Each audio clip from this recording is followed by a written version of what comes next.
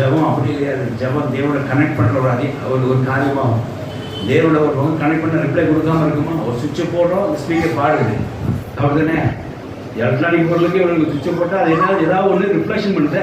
இந்த மைக்கில் பேசுகிறவங்க ஸ்பீக்கர் கேட்குது. அப்போ ஒரு இன்புட் ஒன்று வாங்குறோமா, ஒரு அவுட்புட் வருவாங்க இருக்குது. தேவனிடத்தில் நம்ம ஒரு இன்புட்டை கொடுக்குறோம்னா அங்கேருந்து ஒரு அவுட்புட் நம்ம பெற்றுக்கொள்ளாமல் விடுறதில்லை.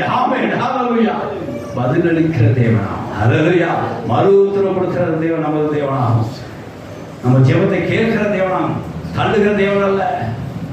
சில இடத்துல நம்ம அப்பா ஏதாவது சொல்லுவோம், நம்ம அப்பாட்ட ஒரு பொருள் கேட்குறோம், அப்புறம் பார்த்தீங்களா அப்படின்றது. பெற்றோருக்குள்ள பிள்ளைகளுக்கு விண்ணப்பம் இருந்துக்குவாங்க, அப்புறம் பார்த்துக்கலாம் அப்படின்னு சொல்லுவாங்க. ஆமாம், சில டாக்டர் கூட நாளைக்கு வந்து பாருங்க அப்படின்னு சொல்லுவாங்க. நம்ம தேவன் அப்படி இல்லை. இன்னைக்கு நீ ஜபம் வேலை எடுத்தா உடனே he will reply you. Hallelujah. அது வேணுமா வேண்டாமா, கொடுக்கணுமா கொடுக்க வேண்டாமா,